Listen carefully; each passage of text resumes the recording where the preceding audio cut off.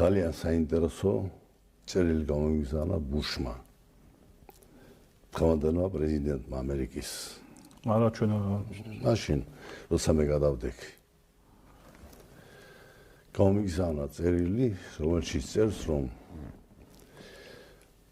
თქვენო გადამწყვეტი როლი შეასრულეთ გერმანიის გაერთიანებაში, აღმოსავლეთ ევროპის გაერთიანებაში და გათავისუფლებაში, საბჭოთა კავშირის დემოკრატიზაციაში, საქართველოს დემოკრატიული სახელმწიფოს მშენებლობაში. მაგრამ ყველაზე დიდი გმირობა თქვენი იყო გადადგომა. თითქოს უცნაურია ხომ რაშია საქმე.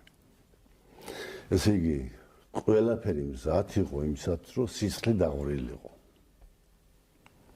მე ხომ მთავარსარდალი ვარ. ჯარი მოგემორჩილება, ტექნიკა, ყველაფერი და გამოაცხადეთ საგანგებო მდგომარეობა აი ცნობილი ამბების შემდეგ. მე გზაში რომ მოდიოდი, ფიქრობდი, კი მაგრამ რა მოხდება? ან აქეთ დაიღუპებიან, ან იქეთ დაიღუპებიან. რა განსხვავებაა ჩემთვის, როგორც პრეზიდენტისთვის, ჩემი ხალხი დაიღუპება თუ ჩემი მოწინააღმდეგე, სულ ყველა ქართველია.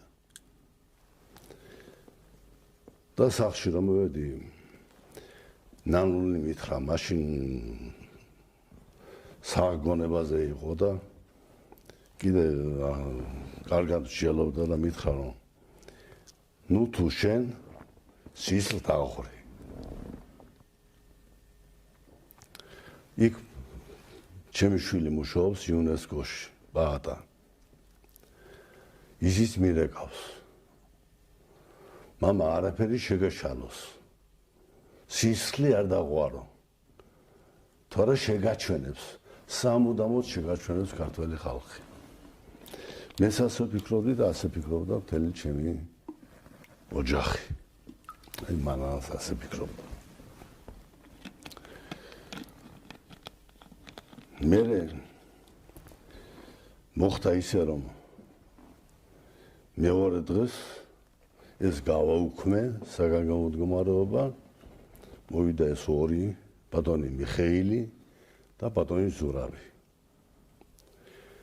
და შირად ხმარო ამ გამოთქმას ლანგარზე მივართვი ხელისუფლება, ჩავაბარე ხელისუფლება. და უთხარი. აი ამიერიდან თქვენ ახალთ ამ ქვეყნის ხელმძღვანელები. თუ რამეში გამოგადგებით, ან დამიძახეთ, ან დამირეკეთ,